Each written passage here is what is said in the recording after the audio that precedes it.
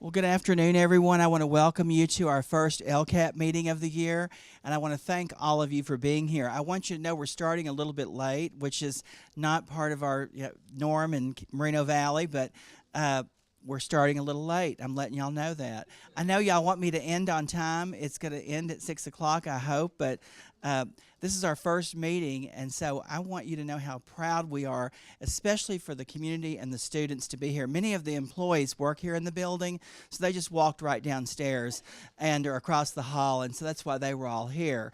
So I want you to know, please don't be upset if you weren't here at 4 o'clock. We're just glad that you're here because it matters that you're here.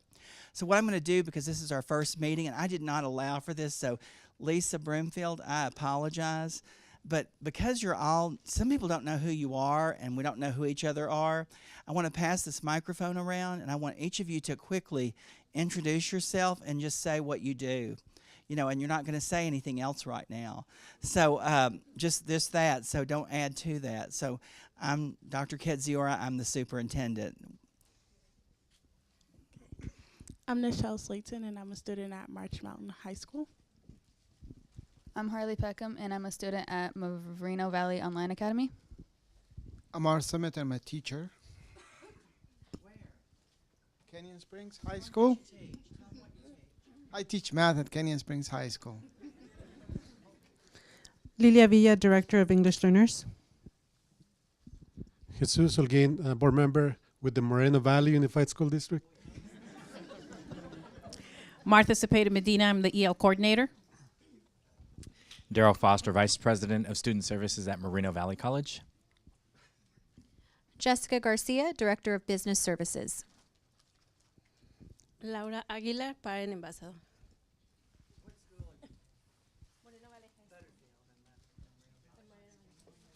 I'm Frida Mendeville, and I go to Moreno Valley High School. I'm Noelia Romero, I go to Moreno Valley High School. I'm Humberto Rojo, and I go to Moreno Valley High School. I'm Jodalis Palomares, and I go to Moreno Valley High School. I'm Carrie Martin, and I work for Dell Computers. I'm Dr. Sue Buster, Director of Professional Development and Digital Learning. Daryl Scott, Director of Safety and Security. Dr. Cassandra McNair, Principal of Northridge Elementary School. Dan Taylor, Taylor Martial Arts. I just want to make a little speech. Just kidding. Kristen Hunter, Director of College and Career Ready. Shelley Crandall, Coordinator, Special Education, Mild to Moderate Programs. Tamara Kerr, Principal, Canyon Springs High School. Maribel Maddox, Chief Academic Officer. Debbie Fay, Director of Human Resources. Selena Joyner, MVEA Executive Director. Catherine Underwood, Kindergarten Teacher at La Jolla Elementary. Benjamin Robinson, Parent Ambassador, Vista Del Lago and Armada. Carol Boyan-Held, Director of Elementary Education. Sherry Regal, Accounts Payable and Travel. Maribel Escobar, Director of Human Resources. Latoya Brown, Principal of the Moreno Valley High School. Patty Recker, Coordinator, Student Services. Pam Bender, Executive Director, SELPA. Jessica Axe, Coordinator of Accountability and Assessment and Parent. Maria Swanson, Business Partner with the District Horace Mann Insurance Company. Eileen Sanchez with Maria Swanson, Business Partners of the School District. Dr. Lynn Larson, Associate Dean, Bradman University. Greg Solomon, Coordinator, Visual and Performing Arts. Nicole Brown, Parent Ambassador to Mountain View Middle and Valley View High School, and parent to both school sites. Tatum Brown, student of Mountain View Middle School. Glenn Allegra, Director of Accountability and Assessment. Rafael Garcia, Coordinator, Child Welfare and Attendance. Corey Jackson, Sigma Beta Xi Mentoring Programs. Prada Murillo, member of the community. Bonnie Murillo, student of Palm Middle School. Lisa Broomfield, Director of Categorical Programs. Chris Weddle, Public Information Officer. Hi, everyone. Cecilia Arias, Kaiser Permanente, Riverside Area Community Benefit Health Manager. Andres Torres, Class 2020 President at Valley View High School. Guadalupe Garcia, student at Valley View High School. Noemi Martinez, parent ambassador to Vista Heights Middle School and Seneca Elementary School. Jesus Robledo, senior class president at Canyon Springs. Dr. Robert Verdi, Chief Human Resources Officer from Moreno Valley Unified. Aurelia Revlo, 2019 Junior Class President. Elidia Vargas, parent ambassador for Canyon High School and Hidden Elementary School, Hidden Spring. Thank you. And then you came in, right? Did you come in? They're just saying their name and what school they're from. Ashley Rubio, a student at Vista Heights Middle School. That's good. Thank you. So thank you all. What? Oh, yeah. I appreciate that. Thank y'all. That's all right. That's all right. I've been slighted before. Susan Smith, board member, Moreno Valley Unified School District. Tina Dagnall, Chief Business Official.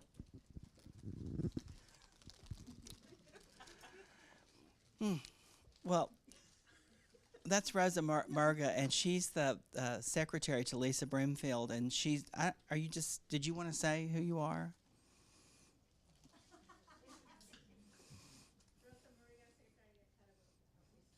Yeah.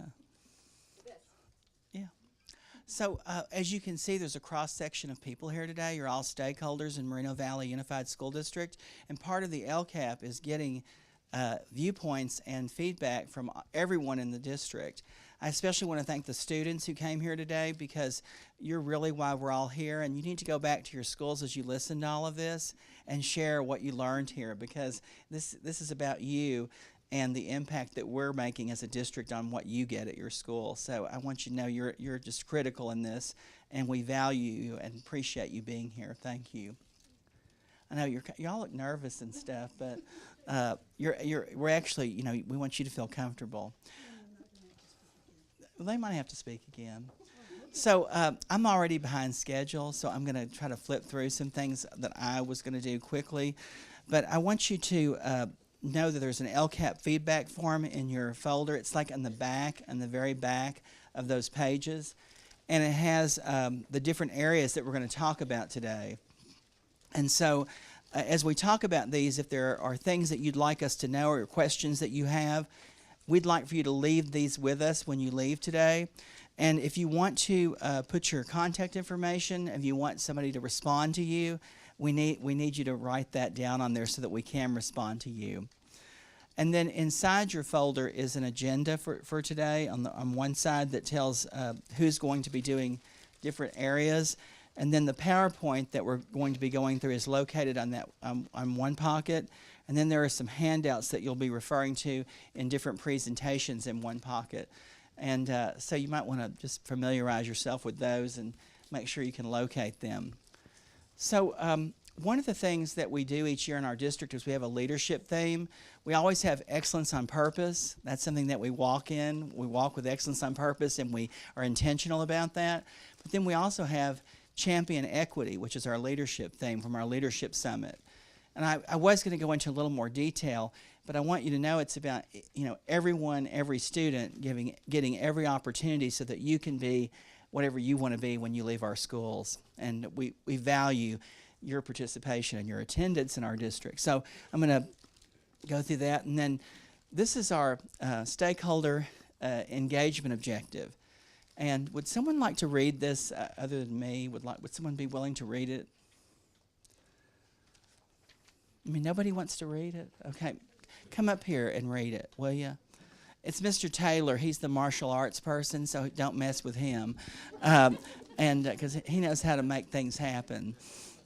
I'm assuming you figured I couldn't see it from back there. Well, I just want you to get some stage time up here and everybody to see you. All right. MVUSD believes that meaningful engagement of parents, students, and other stakeholders, including those representing the student groups identified by LCFF, is critical to the development of the LCAP and the budget process. Our stakeholder engagement includes consulting with teachers, principals, administrators, other school personnel, local bargaining units of the school district, parents, and pupils in developing the LCAP. Thank you. Y'all can give him a hand for doing that. That's good.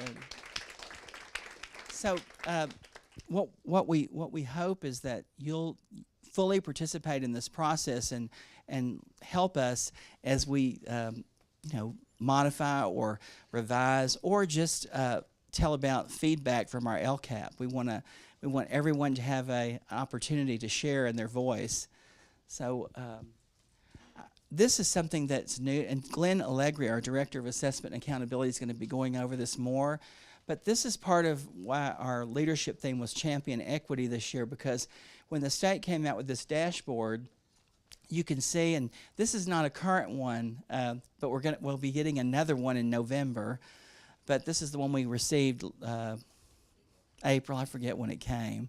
But Mr. Allegre is just real proficient in making these charts and helping identify what we need to work on in our district. But when you look at this, you can see that we have some red in students with disabilities, and we have red in mathematics. And of course we have different colors.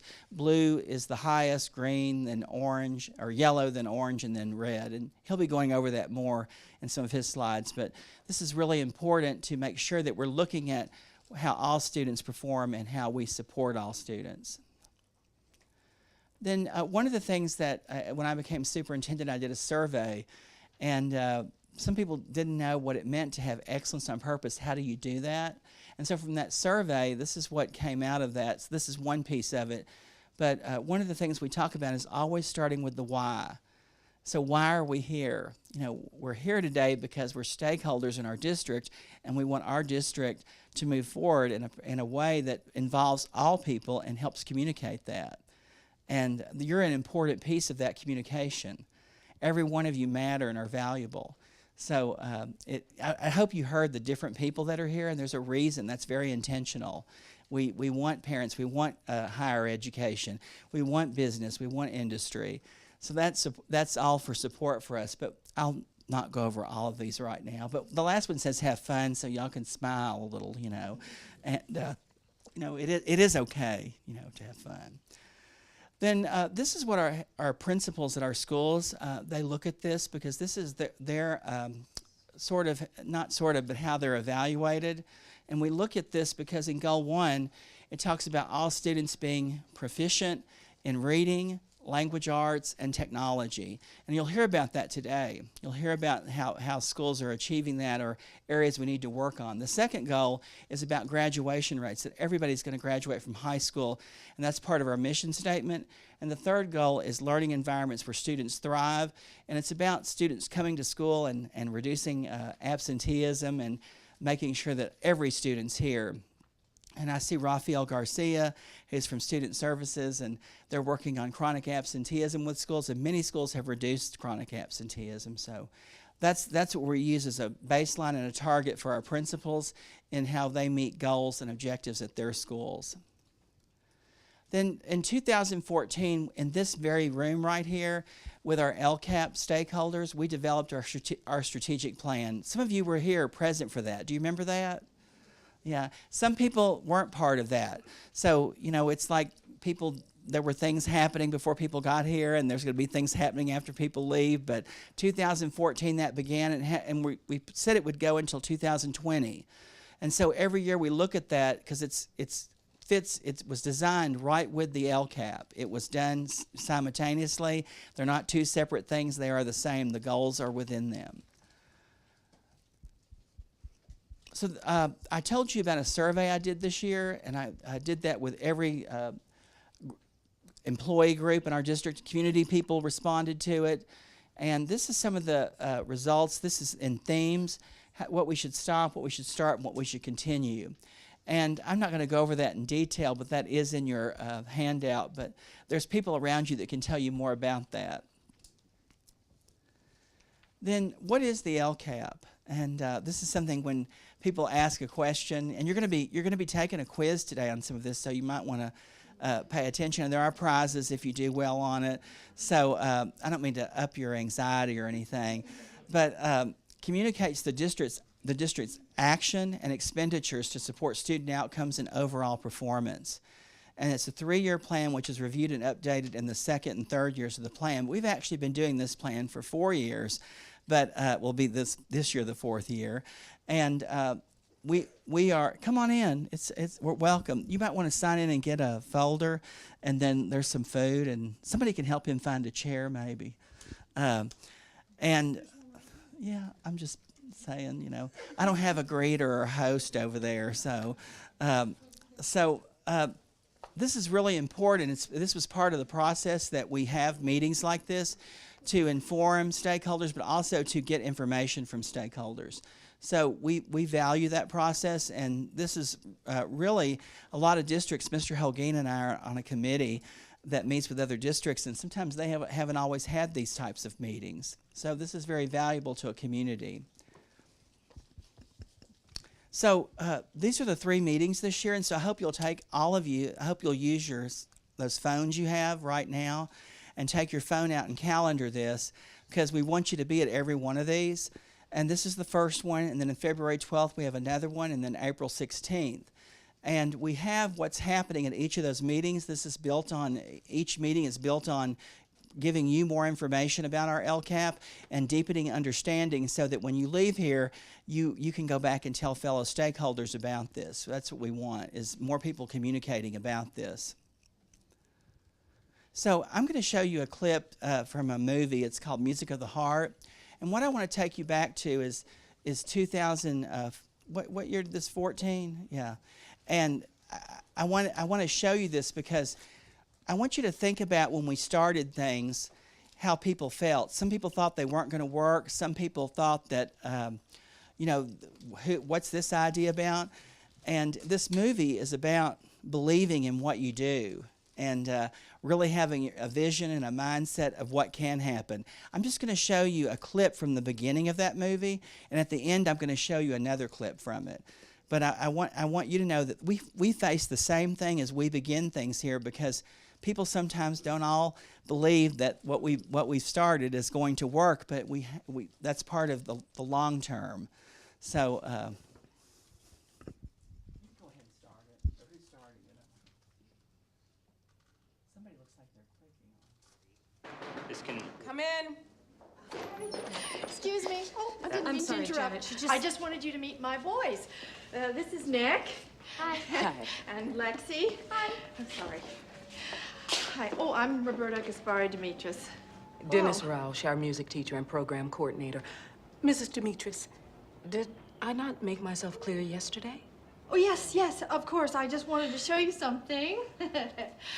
Just take a second. Ready, boys? Are we having a talent show? I should have brought my tap shoes. 5, 6, ready, and.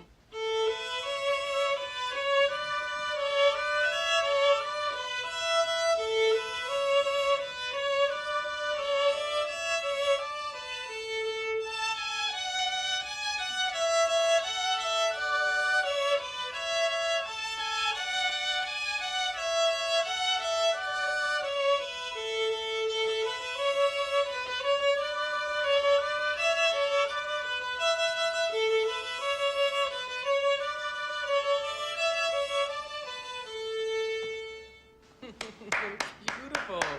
Beautiful. Oh. Will you hire her now? Oh. How long have you boys been playing? Since I was 3. And you? Maybe since I was 3.5. Your mom must be a pretty good teacher, huh? She's okay. Yeah, that's right. You guys wait up there, okay? Okay. So, Mrs. Demetris, if you could teach our students to play as well as they do, I'd be thrilled, but I could.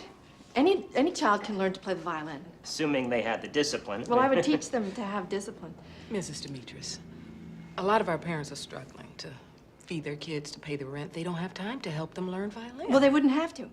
They wouldn't have to. I mean, it would be great if they wanted to help, but these kids are going to be committed, you know? They would practice on their own, and they'd help each other in the classroom. I think I know these students, Miss Demetris. Mrs. Demetris, and I can tell you right now, their attention span doesn't go past do, re, mi. You know, maybe on a good day I can get them to fa.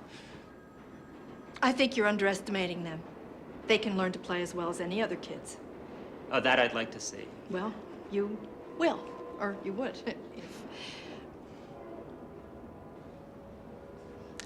I tell you what. I'll put you down as a sub. For now.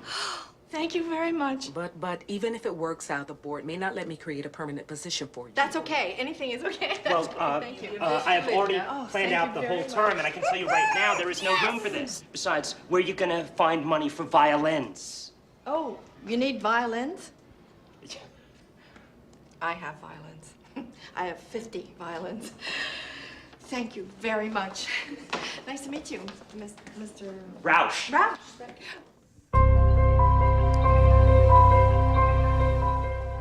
So sometimes when we begin things, they don't always begin with a lot of harmony. And so as we begin this today, I want you to think about the things that we have done and the things that we are doing and how much we came from where we were in 2014. Sometimes we don't realize everything that's happened, and that's part of this, is reminding us what we have brought to the district and what we haven't all agreed on sometimes, but we've worked together to make it happen. But at the end, I'll show you something else that is true of our district. So would you please welcome Maribel Maddox, she's our Chief Academic Officer, and she's going to share with you student achievement in our district. Good afternoon. So I need you to take, it's student achievement, it's a snapshot. So we have these cards, they're in English and Spanish, and I'm just going to walk you through some of the information. And I'm going to start with the side. This is big picture. What that means is this is data from our district, but you need to know that every school has their own data. They have their own goals and their own expectations. So students, and this changes on the month. So right now we're saying 33,408, but that will change. Then you can look at the technology. We have 23 elementary schools, 6 middle schools, 4 high schools, and 9 specialized schools. I still get a lot of surprises that we're a large school district.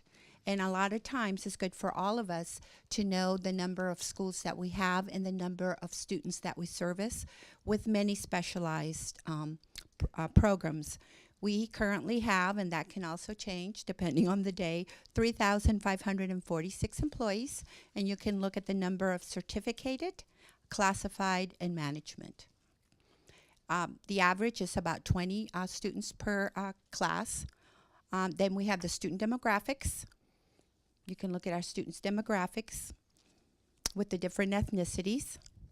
Poverty rate, that's free and reduced lunch. That determines our free and reduced lunch, which is about 83% in our district, which means that 83% district-wide of our students qualify, I'm going to say, for free and reduced lunch. We have about 21.5 English learners, about 22%. Special ed's about 13%, and our foster youth, about 1.4%. There's information on the budget, but I know Ms. Dignault, Tina, will go ahead and give you a lot more information on the budget. So let's go to the back side. Another snapshot of student achievements. We're the second largest employer in Moreno Valley. I know the answer. Who knows what the first is? It is March. It's still March.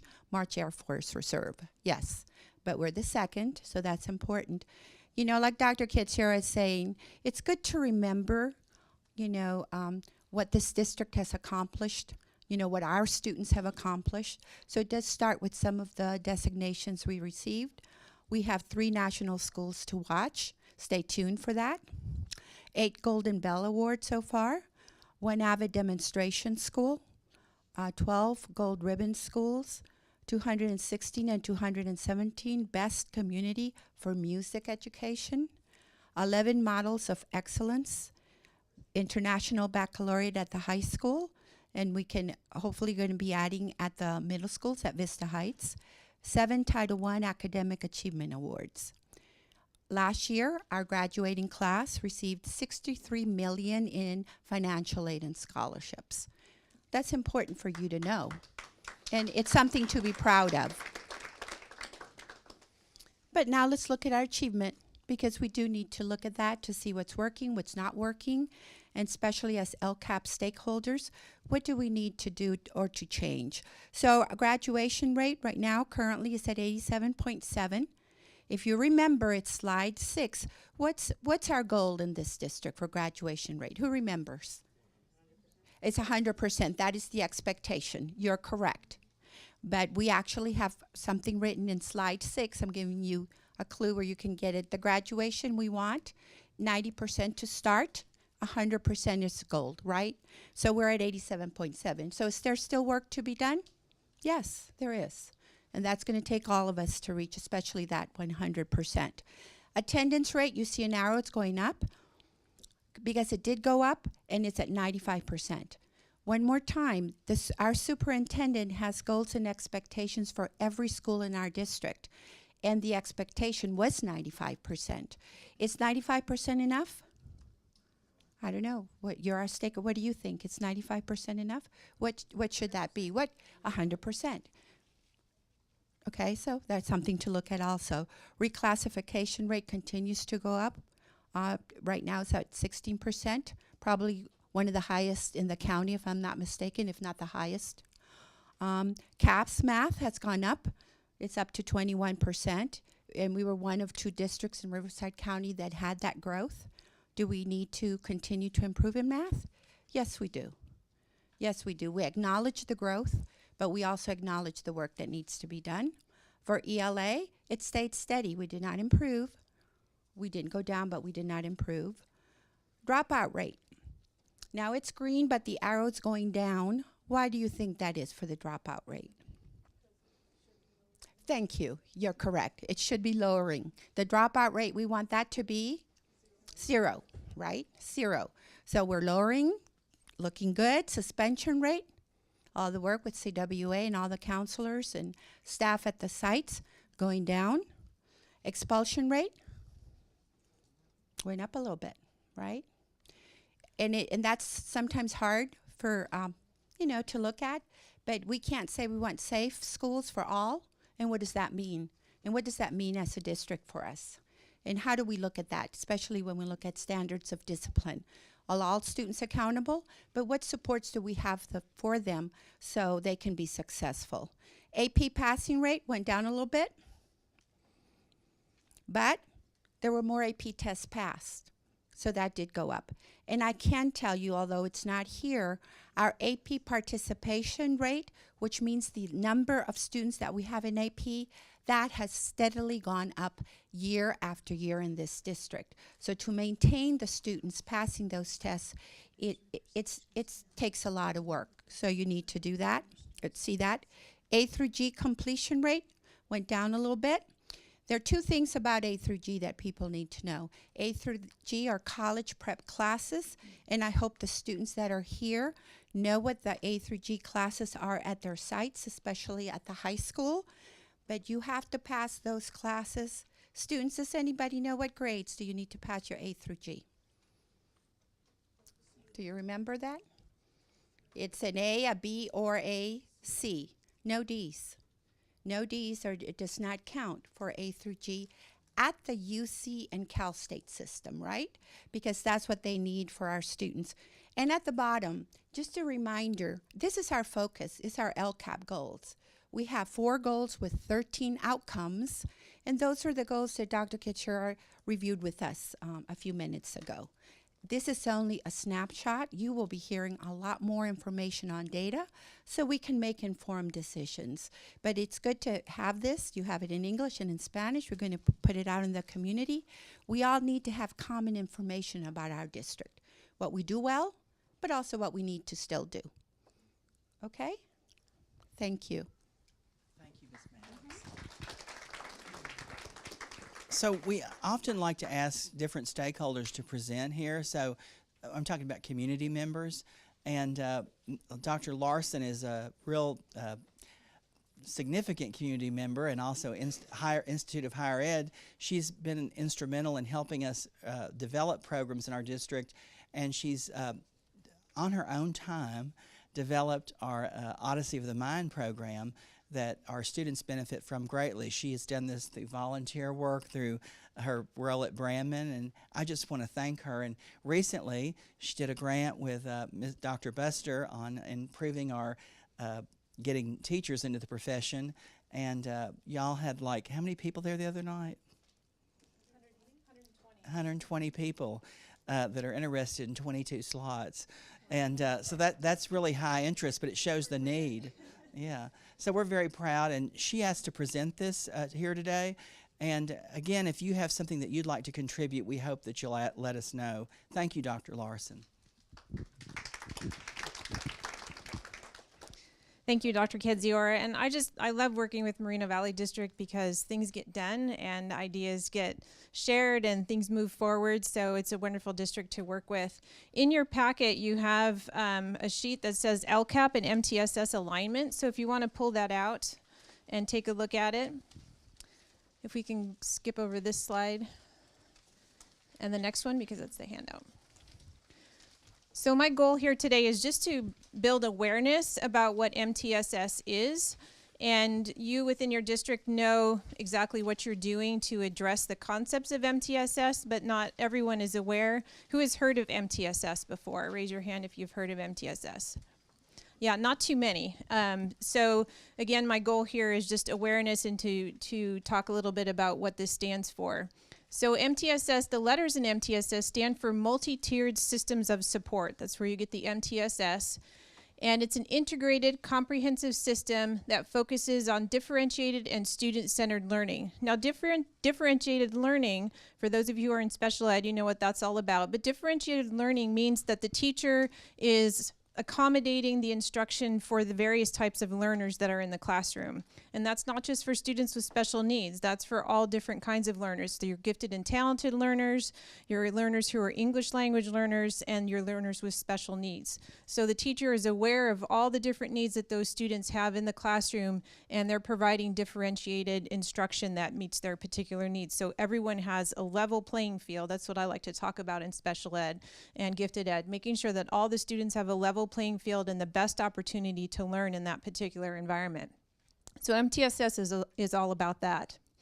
It also focuses on those individual student needs and the alignment of all systems in a district to meet academic, behavioral, and social needs for all students. There are a lot of different programs that are available in a particular district, and the goal of MTSS is, like the umbrella shows there on your handout too, providing cohesion between all of those systems to make sure that they're all working together to meet those academic, behavioral, social needs for all students. This is something that's become a high priority in the state of California. There was a large grant that was just funded in the Orange County Office of Education through the SUMS project, is starting to do some professional development across this area related to multi-tiered systems of support and how districts and teachers can implement this effectively. And the California Department of Ed, there's a website there you can go and check out some information that they have. Next slide. So, how many of you are familiar with response to intervention, or RTI? Okay, a few more hands go up with that. RTI is a process by which we provide various levels of support for learners, and as they need more significant support, they go through the levels of response to intervention. And this is a part of the multi-tiered systems of support as well. But MTSS is broader than that, and if you want to take a look at the back side of your handout, you can see some of the different ways that the systems in this district can work together to provide those academic, social, and behavioral supports for students. And so at the top of the page there, it gives you just a broad overview of some of the things that are involved in MTSS. And then all means all in terms of how everyone can provide support for all students in a district. So it's not just the teacher's responsibility. It's not just the special education teacher's responsibility. Everyone in a district can be involved in providing appropriate supports for all students. So you can see there, I'm not going to read this for you because we don't have time for it, but just again to provide some information so you're aware, it takes administrative leadership starting at the top with Dr. Kedziora and working through the school principals and administrators, looking at an integrated educational framework, so looking at all the things that are going on in schools to support positive behavior supports at the schools. It also involves you as family and community members. What can you do to be providing supports for students as well? And there's some ideas there for you. And then also talking about inclusive policies. How can we make sure that students are provided the best opportunity for learning in the least restrictive environment, which means that they're in settings that are appropriate for them, and those decisions are made individually.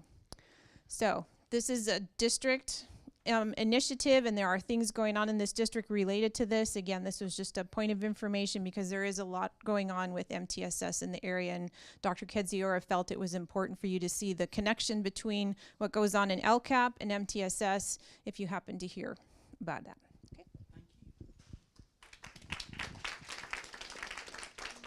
Thank you, Dr. Larson.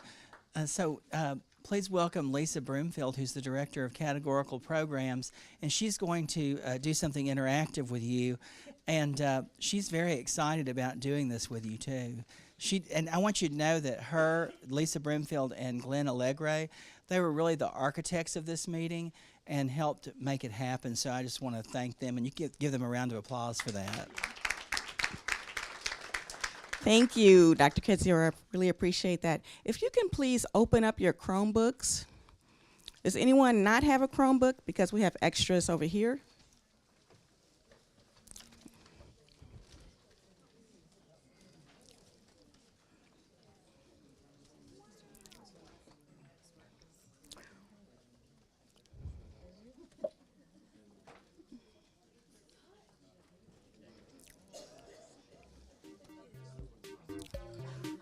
We are looking for everyone to be at the Kahoot screen. I think these students are going to win this game that we're getting ready to play, but we'll see. Anyone having trouble with their screen? Is everybody at the pin number screen?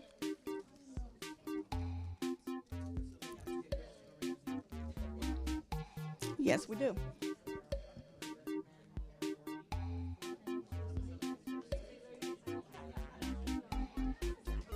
If you need help, just raise your hand, and we have Josh and Jessica, myself. Okay. There is a PIN number on the screen. Oh, I see some people have already chosen a name. I know these students. Please choose a name for yourself. Thank you, Dr. Dragon. Amazing. Dr. Elephant. Everyone should choose a name. We only have about 20 people in here right now. You got it? You see she needs help.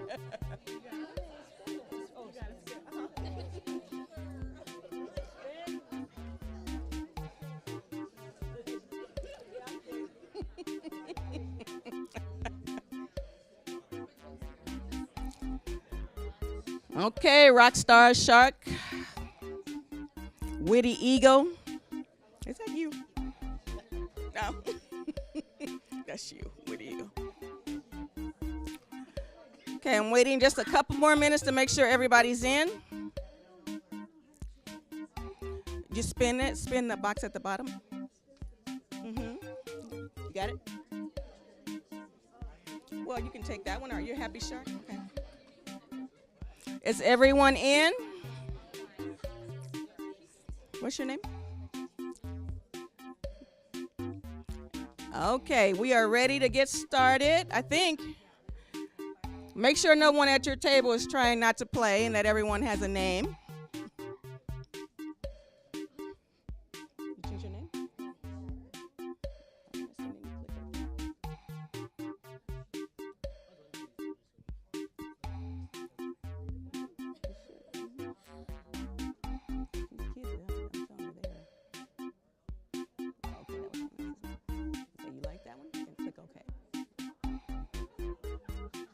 Okay, you're in.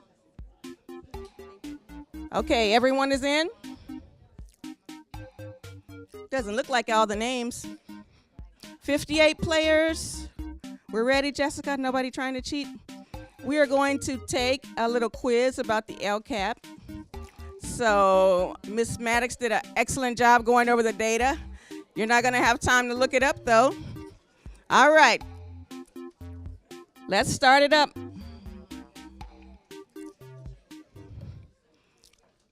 It's only 10 questions, so it will be over quick. First question, how many goals are in the LCAP? Look at the colors on the board up here. The choices are on the screen. Hurry up, you're gonna run out of time.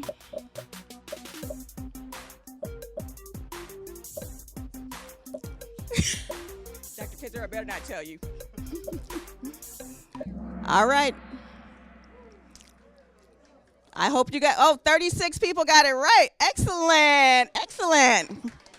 All right, next question. That was an easy one. Next question.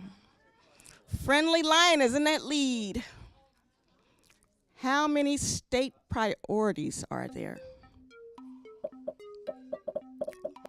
How many state priorities? 25 answers, 20. We are playing for prizes, so don't be helping people. 52. And time's up. All right, 30 people got that right. There are 8 state priorities that help us prioritize our LCAP. Excellent. You guys are doing great. Creative Ego in the lead, 1981. That's the best class. That's when I graduate. Next. Which goal directly involves parents? Looking for 100% on this. Which goal directly involves parents? 34 answers. 40. You got this. 3 more seconds. Oh, 27 people, yes. Goal number 4 talks about parents and labor groups. Excellent. Honest Dog is moved into the lead. Next. Everybody's gonna get this one. What does LCAP stand for? Come on now. We got this. 100% we're looking for. It's only 2 choices. You got a 50-50 chance. What does LCAP stand for? All right, 51 people got it right. All right, that's awesome. Local control accountability plan. Honest Dog is still in the lead. Oh, you just heard this, 100%. What is the district's graduation rate? Come on now. Let's do this. What is the graduation rate? Come on now.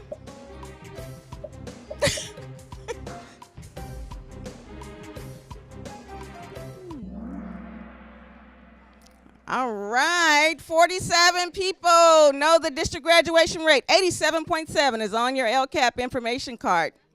Awesome. Honest Dog is really doing well. Next question.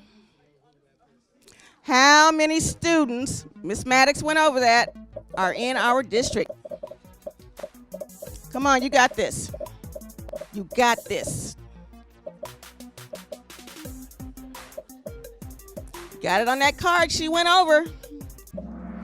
All right, 50 people. Good job. Know how many students are in our district. Honest Dog? Gosh. Ooh, you did this one. Approximately how many employees are in the district? How many employees are in the district? Look at this student asking me, do you round up or down? You choose.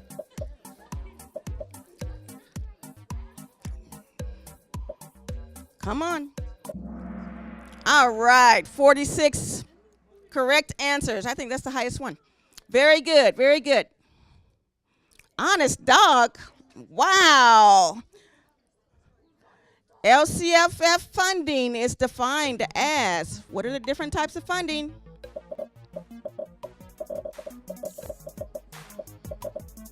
A lot of people calling God, oh God. Come on. What is it? Everyone's going to be an expert on the LCAP. I love it. All right, 38 people. That choice should have been all of those. Base, supplemental, concentration, all. Honest Dog. Oh, wow. Lucky Bat has moved into second place. LCFF funding is targeted to English learners, low income, and what else? Miss Maddox went over this. She looks confused, but she went over it. Come on. Come on. Foster youth, the third group, foster youth. Awesome. 39 people got it right. Honest Dog, Lucky Bat, and Epic Panda, first, second, and third place. Our LCAP includes approximately how much money in actions and services? Tina, you better not be looking.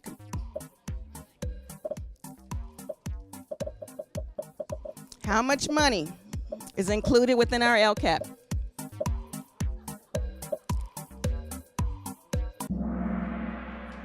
All right. Just under 75 million. Oh, that was a toughie. Wow. Only 10 people got that right. Okay, next. Oh, that was the last one. Okay. Who's Majestic Shark? Honest Dog and Glad Bear. I got some prizes for the top 3. Were you one of these?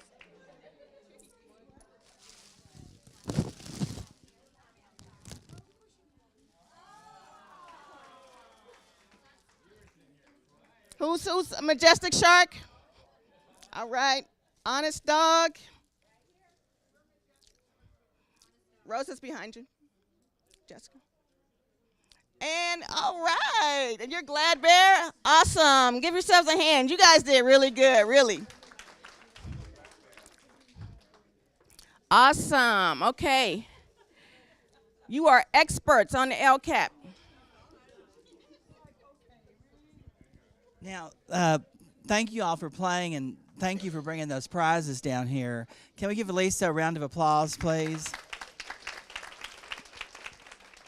So that just warms you up for something that the next topic is one-to-one devices, the plan and the input with Dr. Sue Buster, who's the Director of Professional Development and Digital Learning. And JoLynn Neal, I think you're going to help Dr. Buster with this. Mm-hmm. Yeah, I mean, this is your opportunity for you to speak, because we know you don't like to sit quiet. Yeah. Do you have anything you want to say? What are we? Oh, okay. I'm sorry. Let me first apologize for being late. I just got here. So one-to-one devices, you know,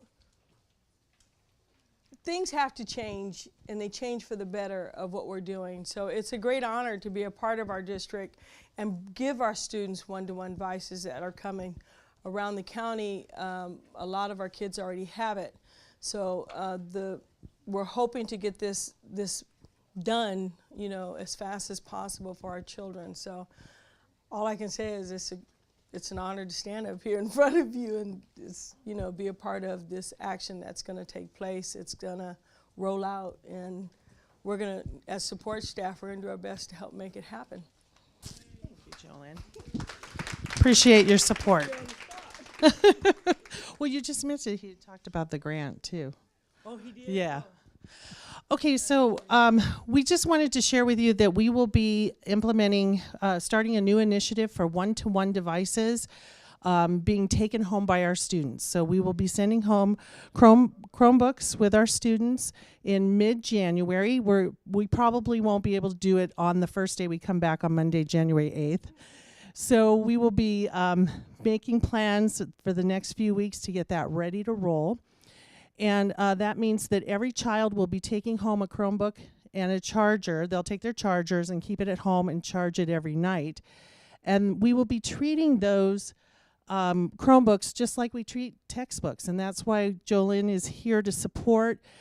She represents the classified staff at the school site, such as the library media assistants. And they're going to be helping us with barcoding and checking out Chromebooks just as they do a reading book or a science textbook.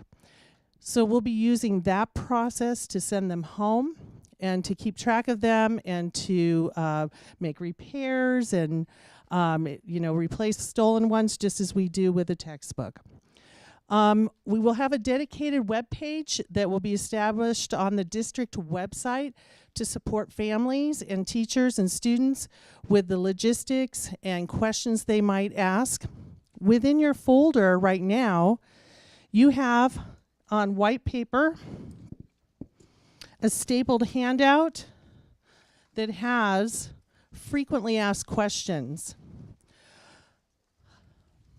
So I would like for you to just take a few moments to read through those, because that should address most questions. We really have an approach in professional development and digital learning. If you can predict it, you can prevent it.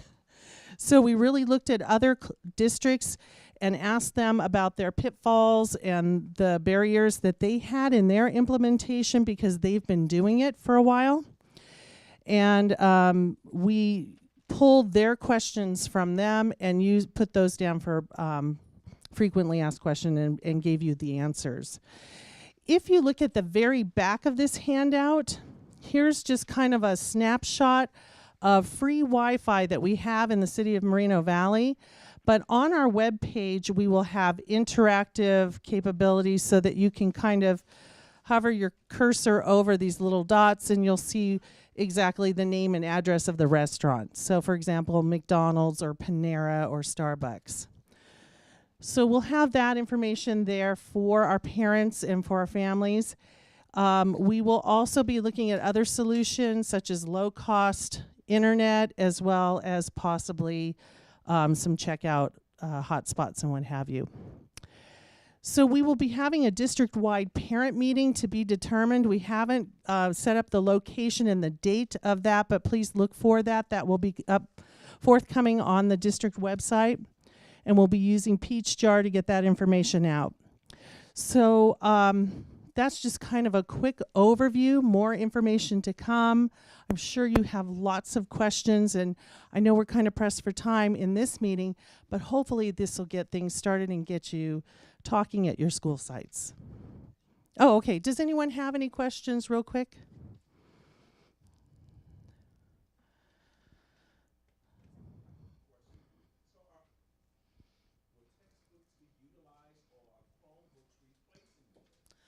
Good question. Right now, we're in a place where our textbooks are not fully digital. Many parts and pieces of our textbooks are accessible to students using their Chromebook. So somewhere down the road, that's a possibility. Our goal is to not have children lugging giant, heavy backpacks back and forth to school with a textbook and a Chromebook. So we're hoping that teachers will utilize the digital tools using the Chromebooks. So that's the goal we're after.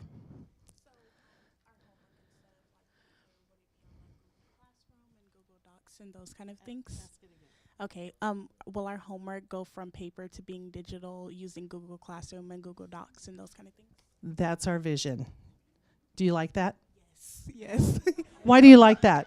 I like it because it's easier to do things on a computer rather than homework. And if I'm absent, say, then I can just get my homework there instead of waiting the next day. Awesome answer. Thank you.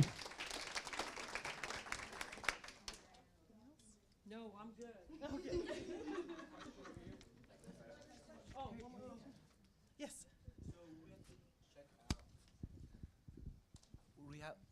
Would we have to check in and check out the Chromebook each day, or would it be over a time period? How would that work? So think of your textbooks. Do you check out your textbooks each day? No. So you would check it out and you would get to keep it then for the school year. And our goal is to have them available to you for the summertime. How's that sound? Do you like that? I'm glad. Yes.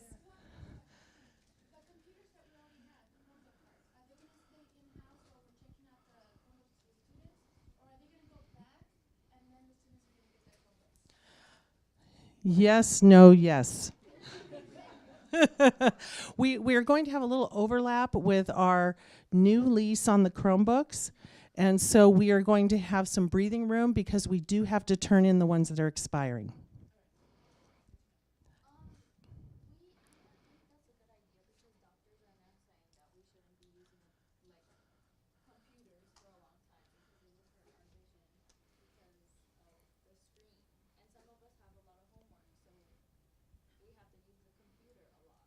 Well, I'm sure we can work through that with our teachers and make sure that there's a good balance. Yeah, so there are going to be some safeguards so the students can't access inappropriate websites. Correct. All the Chromebooks will be loaded with GoGuardian, where we can track where they're going and to block those websites.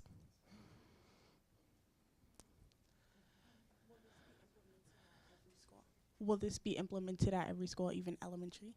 Yes, grades 3 through 12. Since not that much people can hear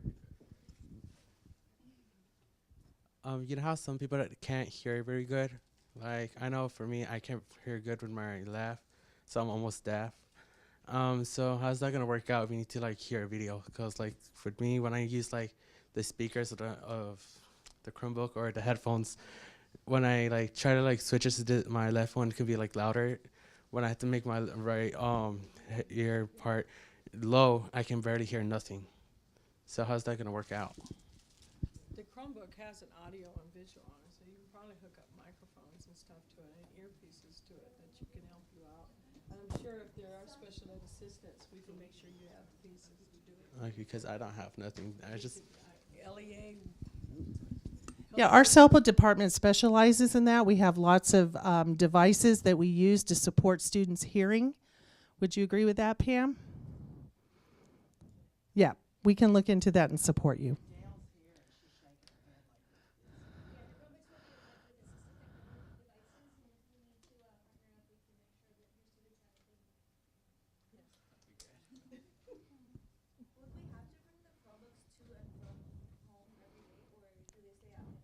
You're likely to have to bring them back and forth every day so that you can utilize classwork and what you've done at home.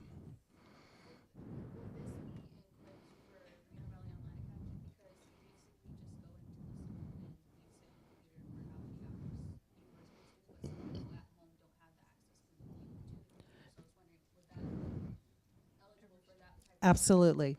She asked, would the students in Moreno Valley Online Academy have access to a Chromebook? Absolutely. Mr. Taylor? Well, honestly, we're hoping so. Transitional kindergarten and kindergarten are already getting exposure to the Chromebooks and to technology. We tend to kind of support and scaffold their learning with touch screen technology, but we're finding that they're much more adept at it than I think anybody ever realized. Thank you, Dr. Bester and Jolynn Neal. We appreciate that. Now, I want you to remember the video, the clip I showed you in the beginning about the violins. This is the same kind of thing with the violins, you know. Like, I want you to know something. Every district around us, the kids take home Chromebooks. We're the only district that is not doing it currently. And part of this is so that we remain competitive as a district. This summer when I called parents who were trying to get transfers out of the district, I asked them what were some of the reasons, and I called them myself. And they told me, well, your kids don't get to take home Chromebooks. And they do in Riverside, they do in Val Verde. And I want my kid to take home a Chromebook. Well, guess what? They can't transfer out for that anymore. So, you know, that was one of the big reasons was about technology. Because whether we're ready for it or not, kids are, and that's what they're going to be using. And that's hard for us people that like paper and stuff. I mean, I love paper. I love seeing it. I love touching it, and I can't have it if it's not there. So I know y'all are like thinking I got a disease, but, you know, I keep a paper calendar and everything. So, please welcome Glenn Allegre, who's our Director of Assessment and Accountability.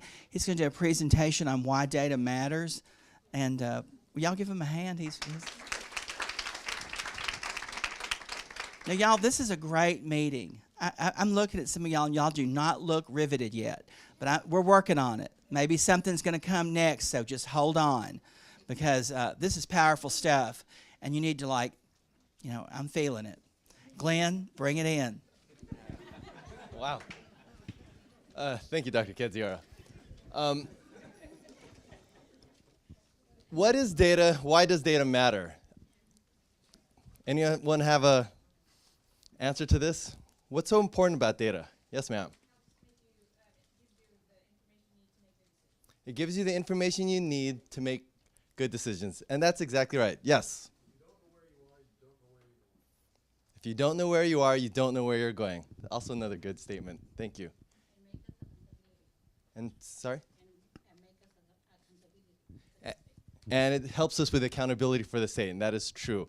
All of those things are right. Data is so important that it almost rules a lot of aspects of our life. And so what I have here are just a couple of videos to explain what data is and then who uses the data. And then we can have a conversation afterwards about what does that all mean to us for Moreno Valley Unified. So who's in charge of this? What is student data? You may not think of empowerment when you think of data, but when used effectively, data can give you the full picture needed to support the incredibly important education goals of parents, students, educators, and policymakers. That said, there's a lot that must happen before data can be meaningful and useful to everyone. Student data are collected from many sources and in many formats, although the type of data and who can access them is different at each point. But what do we mean by student data? First, there's academic information, student growth, courses, grades, enrollment, completion, and graduation. Then demographics, students' age, race, gender, economic status, and special education needs. There's testing, results of teacher-designed tests and quizzes, and annual and benchmark assessments, as well as student actions, attendance, behavior, extracurricular activities, and program participation. Plus, data generated by teachers, observation and engagement of students in the classroom. And finally, data generated by students, homework and learning data from apps and online tools.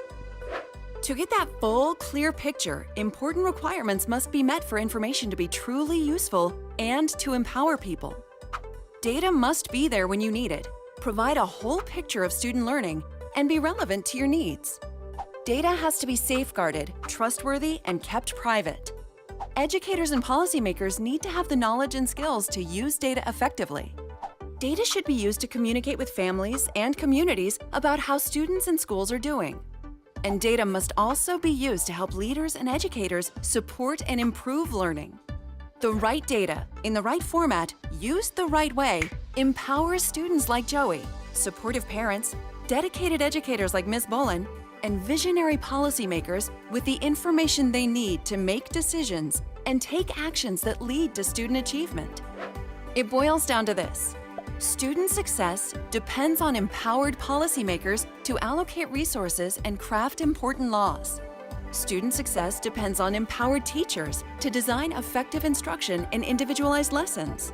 Student success depends on empowered parents who support their kids' academic growth at home. And student success depends on students themselves, empowered with information to manage their own progress. Every student's success depends on all of this coming together. And that's the real power of data. When students, parents, educators, and policymakers have the right information to guide their decisions, students achieve their best, which empowers everyone. And that is student data. All right. So from the minute a parent comes into the enrollment center, enrolls a student, we're already starting to collect data. As you saw, a lot of the demographic stuff. As soon as they get into the classroom, the teacher starts getting grades, starts doing homework assignments, gathering more data. And then when the kids take those state tests or take any tests, even more data is compiled. And again, like they mentioned, once we have all that data put together, we can make powerful decisions on what happens in the classroom and how things can change, especially from policyholders. Now, I know I wasn't supposed to say this too much, but I'm going to. Sorry, Lisa. There is a big system that all this data gets put into that multiple people can use here at the district or even at the state. It's a system called CalPads. I don't know if you've heard that before, but it is. And so the next video I want to show you goes into explain what happens with that data and who uses it. So let's hit it. Who uses student data? School districts, state departments of education, and the U.S. Department of Education all collect data about students. These data are used for important purposes, like improving instruction and providing information to the public about how well students are doing. But the types of data and who can access them are different at each point. Here's a quick look at how student data are collected and used. First, what kinds of data are we talking about? Data about individual students that are most useful to teachers and parents are called personally identifiable information, or information that can be used to identify individual students. Then there's de-identified data. That's information about individual students, but with all the identifying information removed. Finally, there's aggregate data. That's information about groups of students with no identifying information included. Most data about students stay local. These data enable teachers to help students and improve their teaching. They also help principals and superintendents decide what resources are needed to better serve students. Schools and districts rely on service providers for some critical functions, such as managing student transportation and creating tools for the classroom. Service providers sometimes need personally identifiable information to do their jobs, but they only get the information needed to provide their specific service to teachers and students, and no more. The district sends a small subset of the data it collects to the State Department of Education. The state uses data collected from districts to measure whether districts are meeting goals for students, to provide tools back to districts for improving instruction, to measure whether state funds are improving education, and to provide aggregate information to the public. The state sends a small portion of what they collect to the U.S. Department of Education, and they only share aggregate data about groups of students, nothing about individual students. The U.S. Department of Education uses the aggregate data to report to the public how districts, schools, and various groups of students are doing, and to evaluate how funds are improving education. All of the data that are collected are regulated by federal, state, and local laws and policies that determine who can access student data and for what purposes. Secure data are quality data. And when parents, teachers, and leaders have access to quality data, students do better. And that's who uses student data. Learn more at dataqualitycampaign.org. All right, so all this data is collected at every level, reported to the district, reported to the state, reported to the feds. And what does that mean for us now? Well, there are certain websites that you guys can go to pull out the public information. Again, nothing about kids are ever on these because we don't send up that personally identifiable information up. That stays local and to the state. But when they report anything, it's all aggregate, especially at the feds. And so you know, when you read an article that says graduation rates have increased throughout the nation, all that kind of data gets compiled at the federal level and reported back out to you. The state actually has a couple websites that have sources for you guys to look at if you want to see some of this data. Like Dr. Kidziora said earlier, there's the dashboard. All that information that we send up will then be reported to us so we can see the dashboard. Again, it's with those priorities that we talked about and the pies. I think we talked about it last year when it first came out. All the different pies on that one screen that Dr. Kidziora showed, showing us how we're doing as a district and how we're doing as schools. And then there's other sites like DataQuest on the CDE website, as well as something called EdData, all places for you guys to be able to access some of this public information. So, just recapping. Does data matter? Yes, and as the video showed, it can be used to really inform instruction, really tell teachers what's going on so they can change instruction. At the most basic level, to me, that's probably the most important part, so that the kids learn more. But again, it trickles up to help support the teachers do what they need to do. So, are there any questions about data? Yes, sir.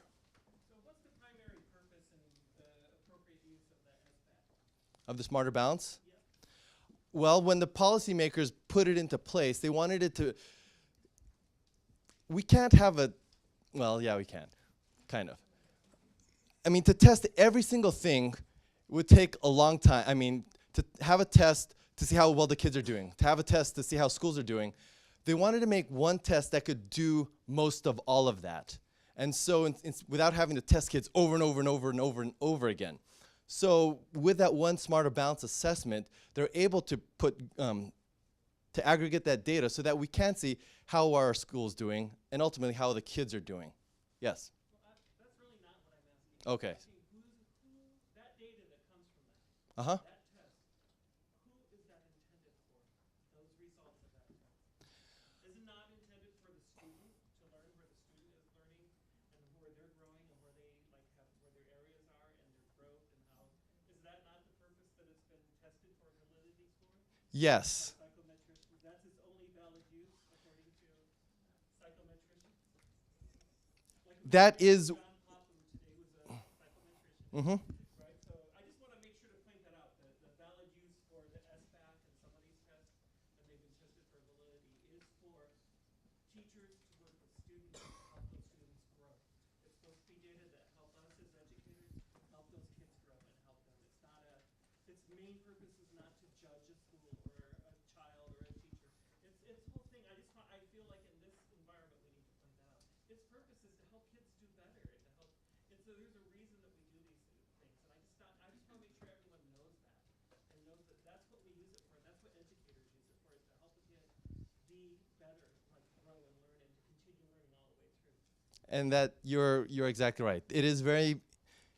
Its main goal is to help students get better and help teachers make decisions for students to help them get better. And any other questions? All right. Thank you. I wanted to tell the community members, and especially the parents and the students, Glenn Allegre and Jessica Axe, where'd she go? Oh, there you are. They work in assessment and accountability in our district, and if you ever had a question about your test or any student test that your child took, you can go to your child's principal or their teacher, but they are, you know, I go to them all the time because they are experts and give you the best information. So I just want you to know they're a valuable resource to our district and the community. Would you please welcome Tina Dagnall, who's the Chief Business Official? And she has really prepared several slides that are important about budget and finance in our district, and I want to thank you for that. Okay, so we talked about data, we talked about the LCAP. Well, where do we get the funding for our LCAP?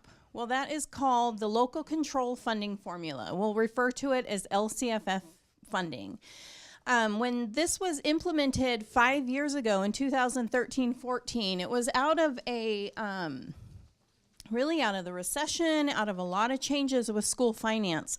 In fact, LCFF funding formula was the biggest change in school finance in 40 years. So we didn't see that kind of a reform for over 40 years. When we put this in place, or when the state put this in place, one of the things, you know, these are kind of their goals of the LCFF and the implementation.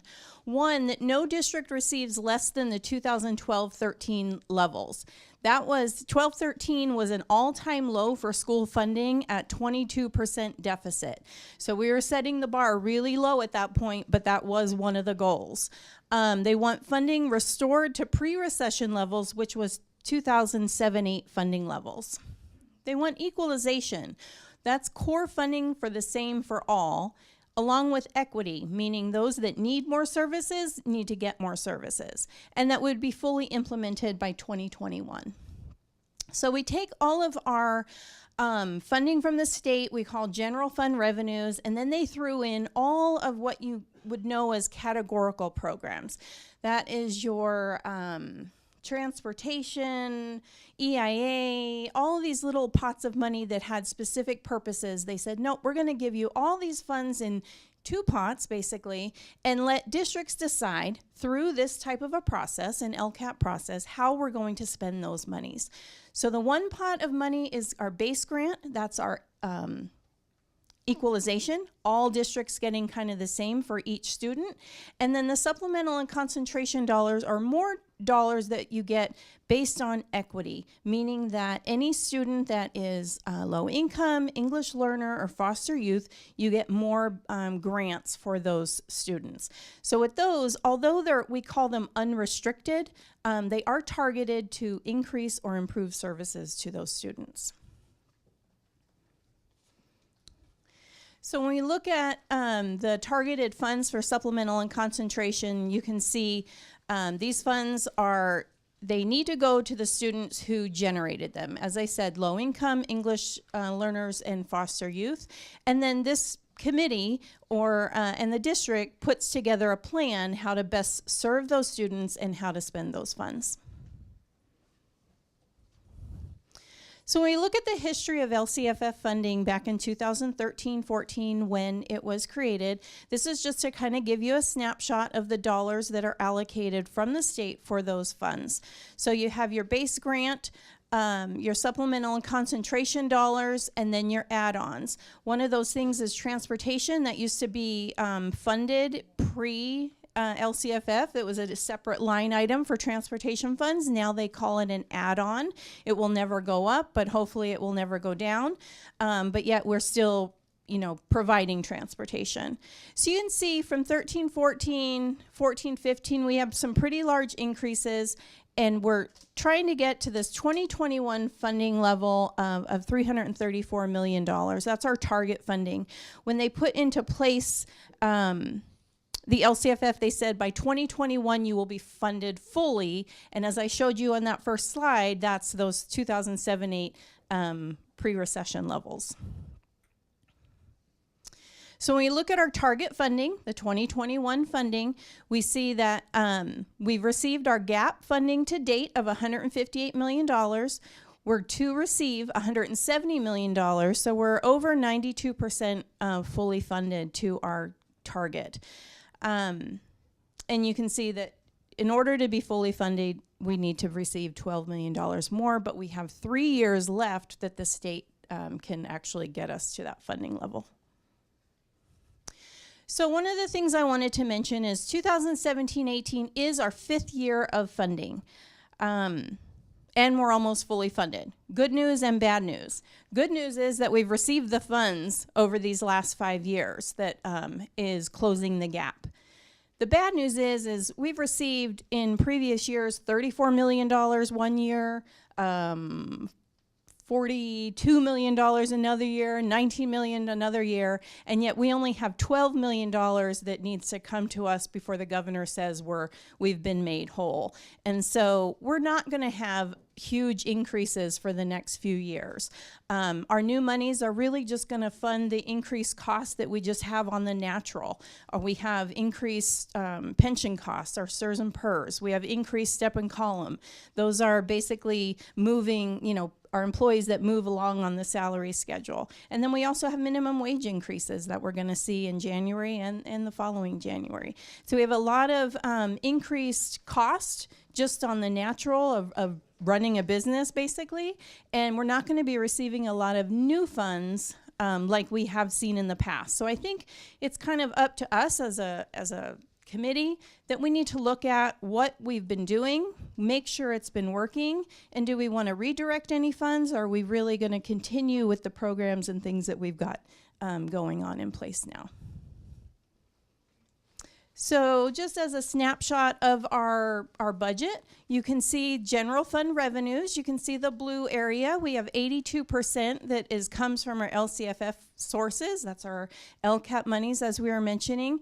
And then we have some other small pots of money from federal, state, and local. Federal are your Title I, Title II monies. State, we get some for special ed, some other small what we still consider categorical, but we still get some of those funds. And then with our expenditures, I wanted to give you a breakdown of how our general fund expenditures look. So you can see with salaries and benefits, that takes up a little over 81% of our total general fund budget. And then you have supplies is the next category, and that is books and supplies, just things to keep sites operating, pencils, paper, and the like. And services, that's actually where you see a large 12% of the general fund budget, and that is utilities mainly is what it is, services, some rents, things of that nature. And capital outlay, other outgo, not a lot of dollars allocated to those categories. So in years past, fiscal would develop a budget. Education services and sites would develop their school site plans, LEA plans, etc. But now we have basically one group. You know, we have one plan that ties to the budget. And so this really has this, you know, last few years has got us talking to Ed Services, fiscal, talking to other people. We've got more communication and really on the same page now. And so our budget development timeline, you can see here we have a few meetings. February, we'll start talking about the LCAP in different committee meetings. We have another LCAP stakeholder meeting February 12th, as Dr. Kedziora mentioned earlier. And then we'll be looking at review LCAP plans throughout different committee meetings, bringing back a new draft in the April LCAP stakeholders meeting, getting ready for board approval. June 12th will be the public hearing, and then June 26th will be the adoption. And so hopefully all those meetings and everybody will be well informed of the new LCAP. Okay. Does anybody have any questions? They're looking at the clock. It's getting closer to 6. I know people are thinking I'm not going to ask a question. But if you have a question and you want to write it down on that feedback form, please do, because that's why we have them. And if you want a response, please put your contact information. Would you please welcome Dr. Verdi, who's the Chief Human Resources Officer, and Harold Acord, who's the President of the Moreno Valley Educators Association.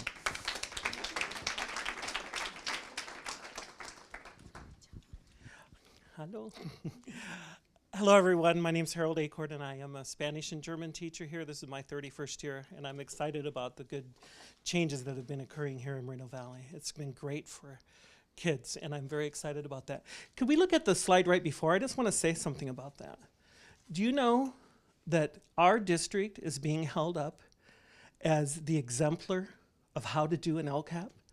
Did you know that when people say, like, how do you get it right? How do you listen to so many voices? It's Moreno Valley that they say has been doing it, that we include voices, not everybody who agrees with us all the time, but people together as a community, that we're here and we're here for the kids. Some places the LCAPs get done in a little room. We don't do that here, and we're being held up as an example for that. And I think we don't broadcast that enough, and we don't praise ourselves enough for that. So we need to thank every one of you for being here and being part of this process, and we appreciate that. Thank you.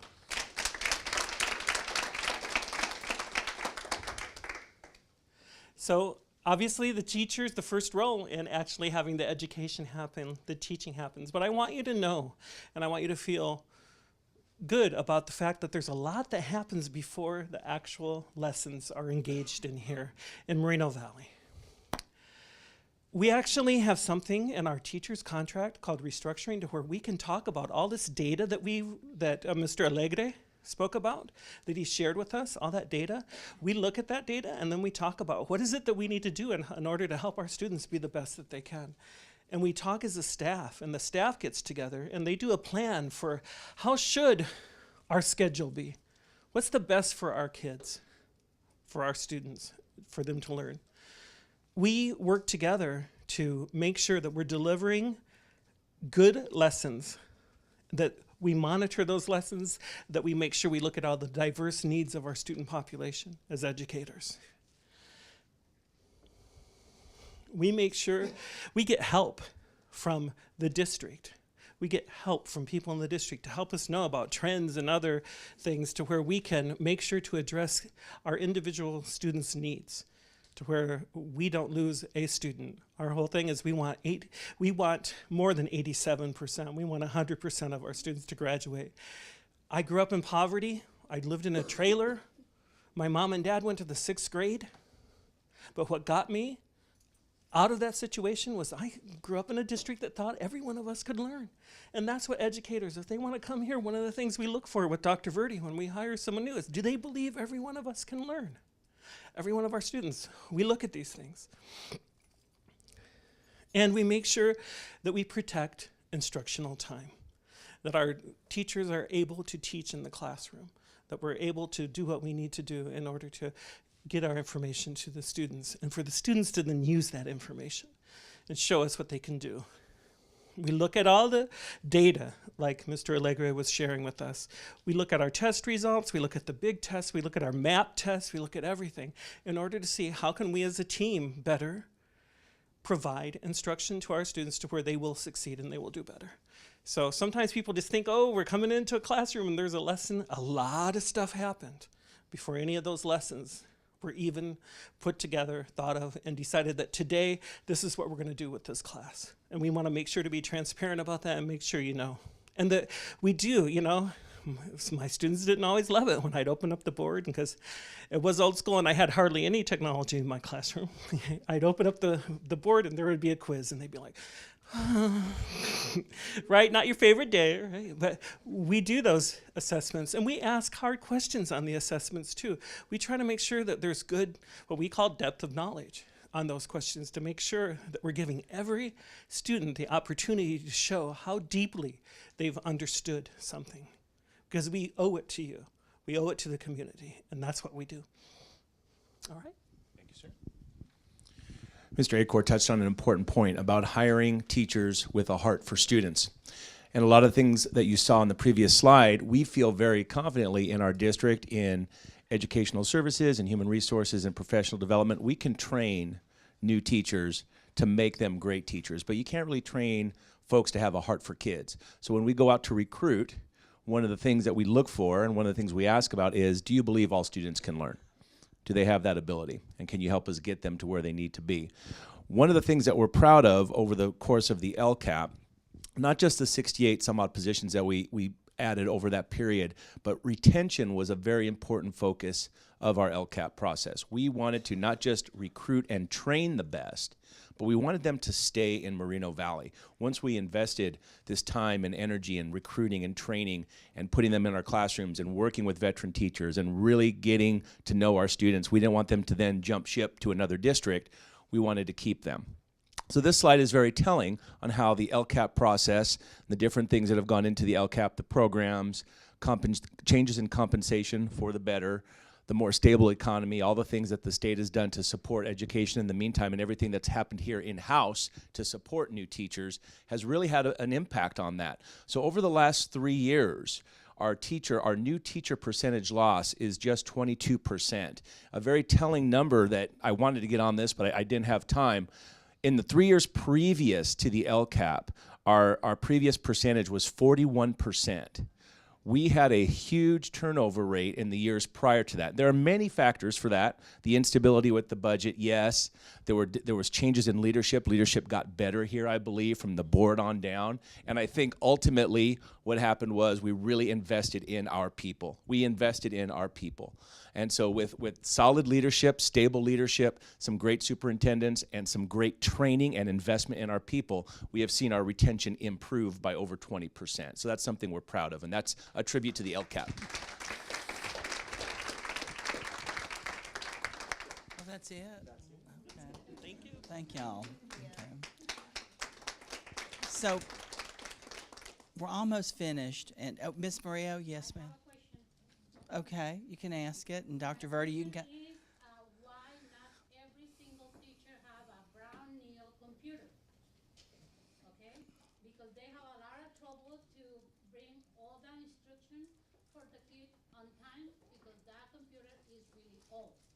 Miss Mario, one of the things that we're doing with the one-to-one initiative is Dr. Buster and her professional development team are training teachers on the use of those Chromebooks, but they're also going to be giving each of them one so they can use them to instruct students. Isn't that right?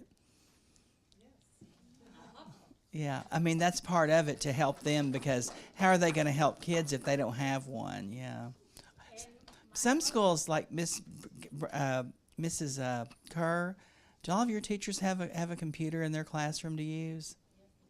Yeah, in most schools they do, Miss Maria. So we have to look at Palm. Is that what you're talking about? Okay, we'll look at the others too. Okay, and my other question for the human resources is why they move every single or second year the principal from the middle school or the elementary, and Vista High continue with the 10 years old senior principal. Why they move the other one? Why don't respect the seniority for the principal, and if they do a good work, why they move to another place? Well, we move people because district needs change. And so I understand one of the things that we'd like is stability in our principals, but we've had some different changes in our district occur. So we have to evaluate where the principal can provide the best leadership, where they're assigned to. They did, and sometimes we can't, like people leave, and when they leave, we have to sometimes look at who's available. One of the things we did, Miss Maria, was we looked at, we didn't want new principals to come to certain schools because we wanted district leadership. Like I'll give you an example. Mrs. Brown, who's back there with Miss, they're doing something, but anyway, Miss Brown and Miss Escobar from Human Resources, they're extremely entertained by something. But Miss Brown was a principal at Mountain View Middle School, and she was moved to Moreno Valley High School. Now, the reason she was moved there, and Miss Brown, you can say if I'm wrong or I'm right. Miss Brown was a former assistant principal at that school, and so when the principal left to come here to be I'm just giving you an example, the director of student services, Mr. Bruff, we wanted stability at that high school, and Miss Brown had been there before, and so we wanted someone who had been at that school already. And I know that doesn't make people happy because we don't like to move people, but when we have unique needs and people leave, we have to look at the district needs.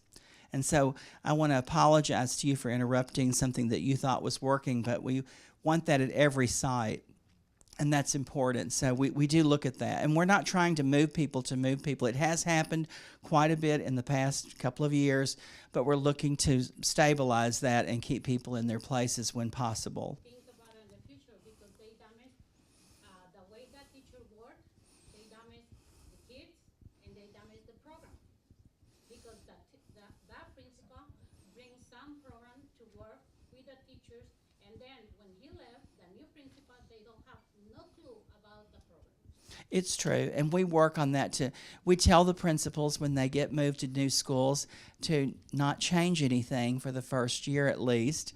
And that's difficult because when you go somewhere, it's challenging. But you do bring up a very valid point, and I think stabilizing principals and their schools is very important.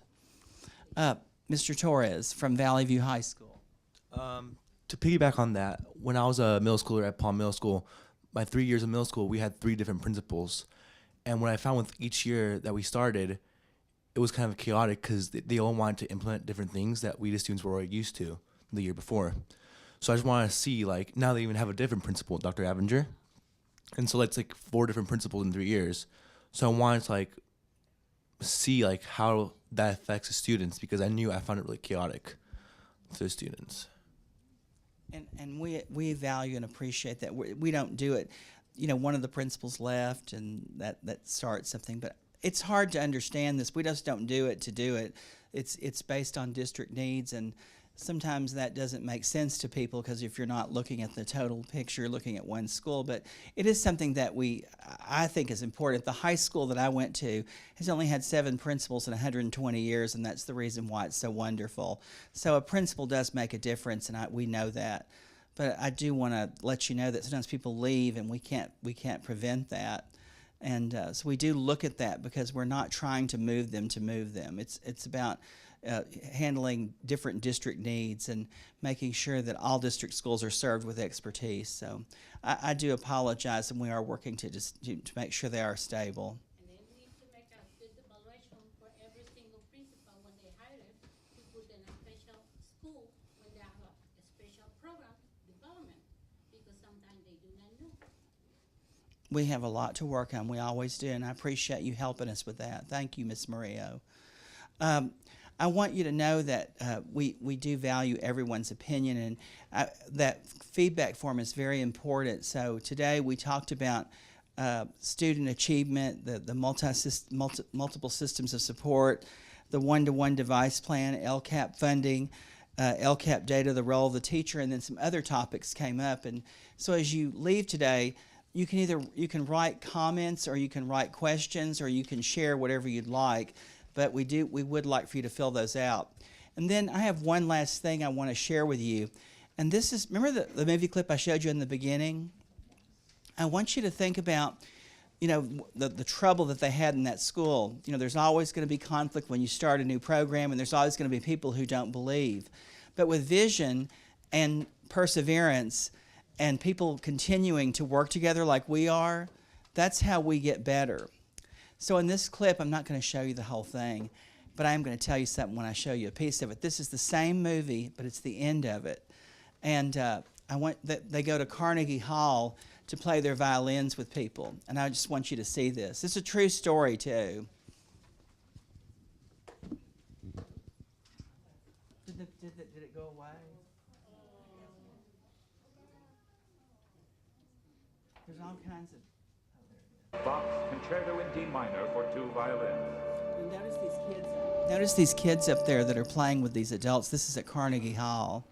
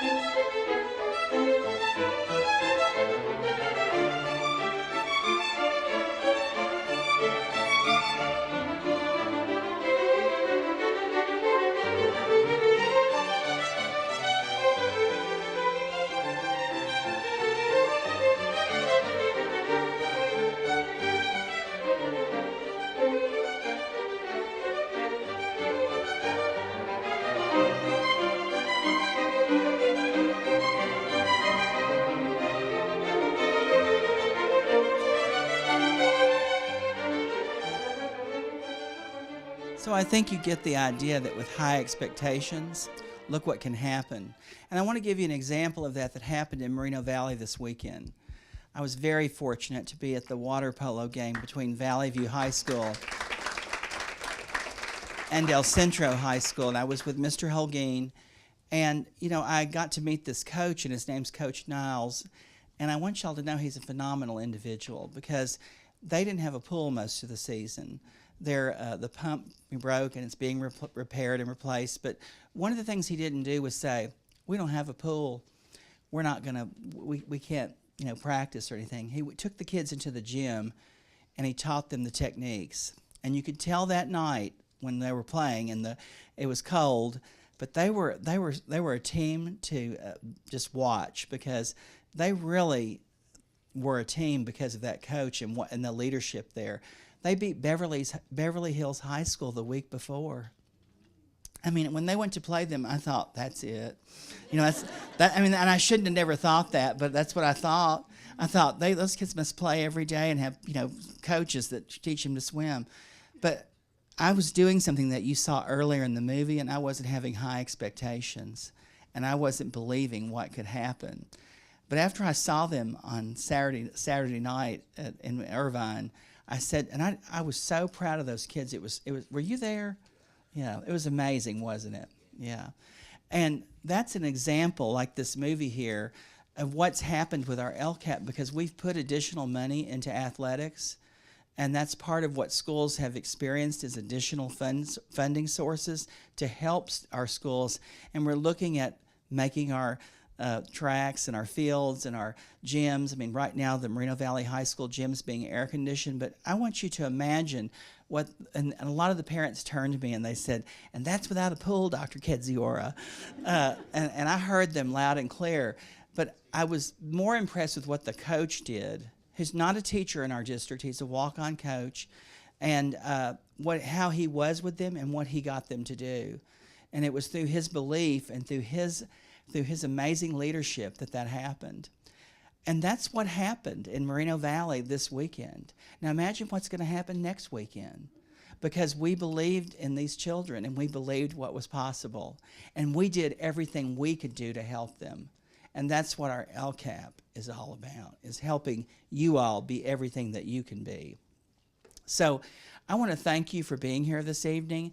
And I want to thank our students especially I know you probably think, you adults are boring, because you were looking at some stuff like, why are they sharing this with us, And this is what you get to look forward to in your life.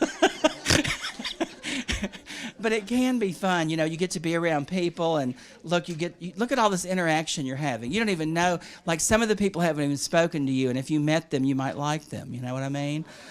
So it's always about networking. But I hope you when's the next date on the calendar? February 12th, and I know you've got that in your phones, and you put that in there because I've seen you using your phones throughout the meeting, and I'm sure you're checking the date to make sure it's there. So we're through 10 minutes early, and does anybody want to say anything? Anybody have a closing comment? Mr. Holguin, would you like to say something? And Ms. Smith, would you like to say something? I mean, you're board members. Yeah, I mean, I want you to tell them, don't tell me. Thank you, Dr. Katsura. So I just want to make a couple of comments, and something that Dr. Katsura mentioned, and something that Harold Acord mentioned too. You know, one of the things that we have been doing is working here in the district with all of you for all of our students. Through the LCAP has been an excellent way for us to do what they need to have, what they need to get accomplished. And like Harold Acord mentioned, we have become an example for many other districts around the state as to how the LCAP is done, how is it worked out with the community, the document, and all the different pieces. And when Dr. Katsura mentioned that he and I went to a couple of meetings with the other districts around the state, we were invited because of the work that is happening here in Moreno Valley. They were looking for certain districts around the state to discuss and to share the ideas and best practices, and they thought about Moreno Valley. So they invited us. So we went to this meeting. And the last meeting that we attended, I remember it was about a 3-hour meeting or so. And for the first 2 hours, Dr. Katsura and I sat there just listening to the other districts. And we just kept looking at each other for about 2 hours, just listening to everybody was saying. I tell you, when it was our turn, because somebody said, we want to hear from Moreno Valley, you haven't said anything. Well, the last hour, it was Dr. Katsura's show, because he took over and everybody was listening for about an hour. And at the end of the meeting, everybody wanted to see, everybody wanted to have copies, everybody wanted to learn how Moreno Valley was doing it. That's what is happening at that one meeting and many, many other meetings with different associations around the state, school boards and teachers, and I'm sure other areas too. But the LCAP, the work of the LCAP around the state is being modeled. And because the participation of the community, and that was a big piece in the LCAP, we want to make sure, we have to make sure that the community has a voice. So I want to say thank you to all of you for being here, for being part of this process. And I want to say especially thank you to the students, because you're here listening, but I'm sure you have a lot of ideas that you want to share, that you are going to share with us. And this is all for you. Everything is being done for you because we want you to be successful. So whatever happens here is based on you, on your needs, on your future. So that's exactly what is happening in this particular district, and it's happening around the state, looking at what is happening in Moreno Valley. So again, thank you all for being here. Thank you all for being part of this process, and thank you for trusting, all the staff that works in Moreno Valley Unified School District, starting with the superintendent and every single member of staff, teachers, classified, the management team. Everybody is putting a little piece, but all those pieces together make up what is happening, and that is the success of all the students. The graduation rate keeps going up, and I'm sure it's going to continue going up thanks to all of you. So thank you so much for being here. Thank you. Thank you, Mr. Holguin. Mrs. Smith? Mrs. Smith is a new board member, and she's our only female board member, and so I think that it's important for her to speak. I always tell her that. I said, you have to stand up for the women and talk, Well, thank you. And I want to thank all of you for being here. I appreciate everyone coming together, administrators, staff members, parents, and students. We refer to this group as all of the stakeholders, and you are all stakeholders, but our number one stakeholder is the students, and everything we do is for the students of our school district to help them to be more successful. So thank you for your involvement and for coming here to help them today. Thank you. Thank you, Mrs. Smith. Please make sure you leave your feedback forms on the table, and we'll pick them up there. But I want you to know, students especially, anytime we get to come together it's a good thing because we don't often get to do this, and we don't often get to have you in the room with us. So it is valuable to us, and we appreciate it. And the other night when I was leaving somebody said, be kind to each other. So as you go out and celebrate the holidays, this is the last week before we have the Thanksgiving break, but make sure you're kind to each other and really support each other, because in the world today, we need that more now than ever. Thank you.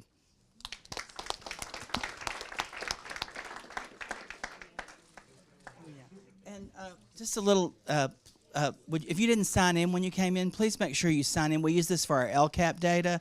We're required to keep it, and it's very important. It's not that we want to do it. It's that we need it for our LCAP and our showing the state that we're doing what we said we were doing. So please make sure you sign in. And make sure you take some food with you, too. If you want... Huh? Oh.